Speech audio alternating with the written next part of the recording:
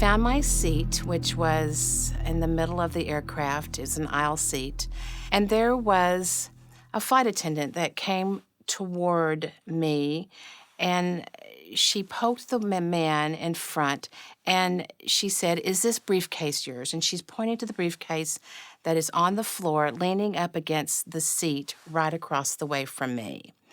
And the man that was sitting in the seat right beside me across the aisle, he yells at her in a voice that's a little bit frightening, a little bit like unnecessary.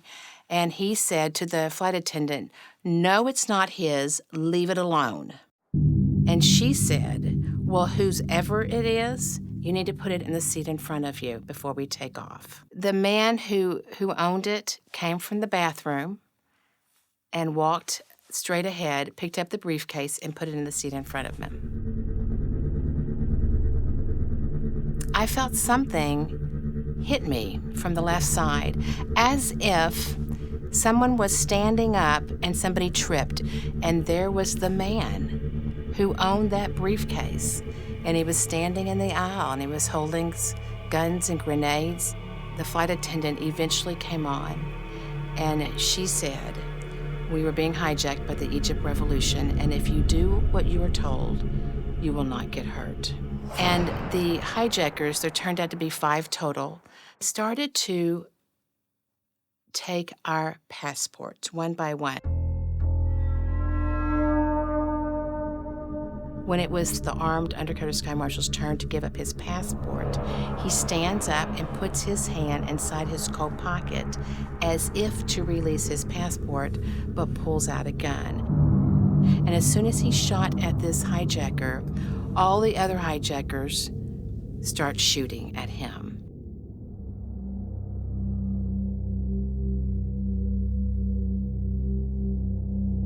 That's when I met the first American, and that was Scarlett Rokenkamp.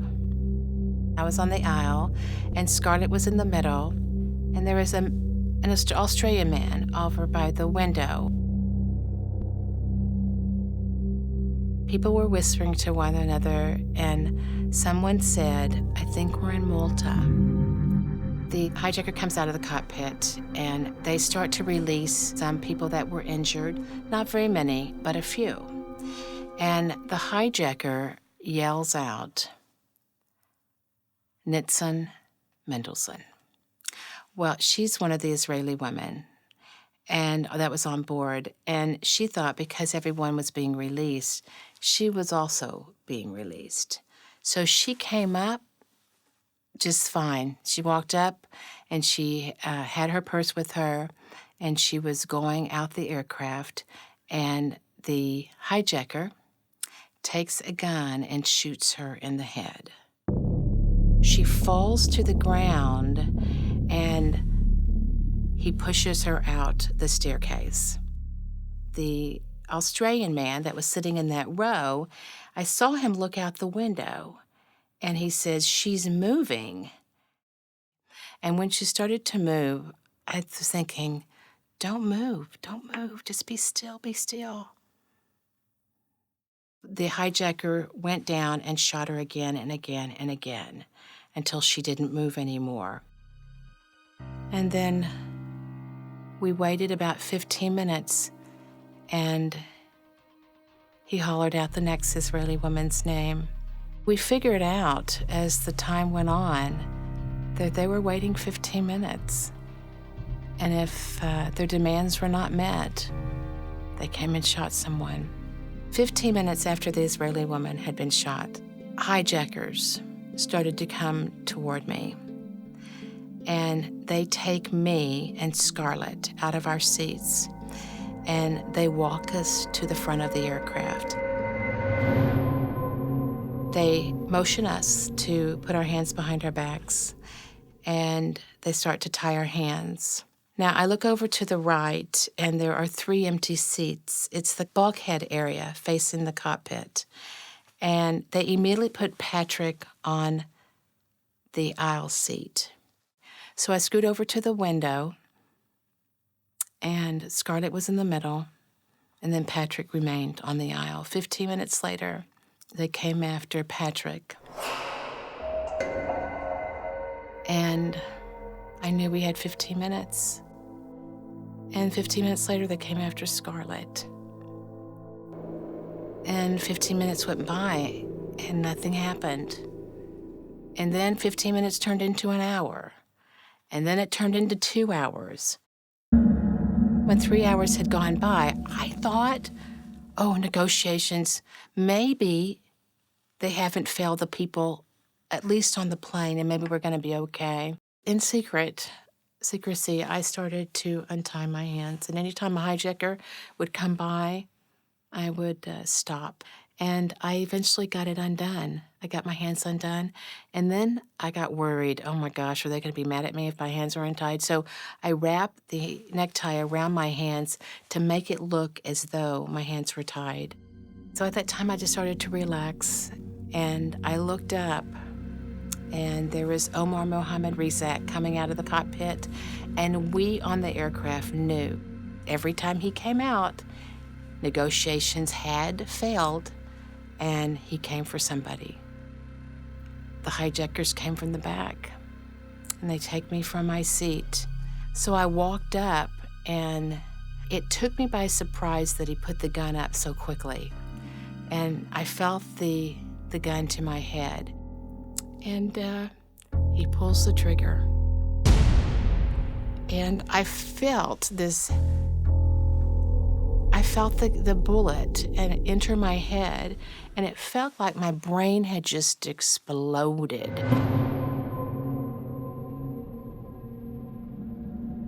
And as I was hitting the staircase, I felt like I was floating in the air. And then I hit something hard, and I had hit the tarmac. I'd hit the runway. I just started to take deep breaths, got that under control, and then I just started to play dead. I knew the hijackers were right up above the cockpit, or at least the head hijacker, so I knew that he could be watching me. Now, I was there for about 5 hours. At one point, I hear a vehicle come near my body. Very gently and very carefully, I squinted my eyes open, and that's when I saw some black pant legs move toward me. So I thought these were the hijackers. And then they lift me up and put me inside a van. And the man on the right doesn't like looking at the bullet in my head, so he takes my body and he just flips me over. And when he did that, I gasped for air. And he starts to scream and yell, "She's alive, she's alive." And I'm waiting for the gunshot to hit me and to kill me off. And nothing happens. Now, I'm on my back playing dead, even though they know I'm alive.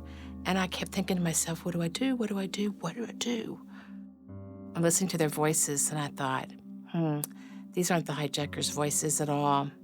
So I took a chance, and I opened my eyes. And I said to the man next to me, "Are you the good guys or the bad guys?" And the man next to me leaned over. He says, "Honey, we're the medics, and you're going to be okay." Turns out it was an ambulance. The hijackers had allowed the medics to come take away all the bodies on the runway in exchange for food. And we were on our way to the morgue, and when they found that I was alive, we turned course and went to the hospital.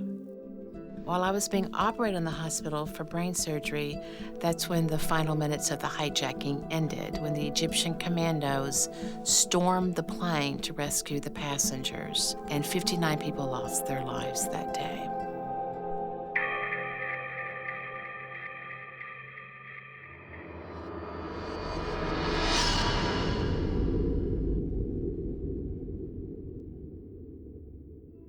I survived because it wasn't time for me to go yet.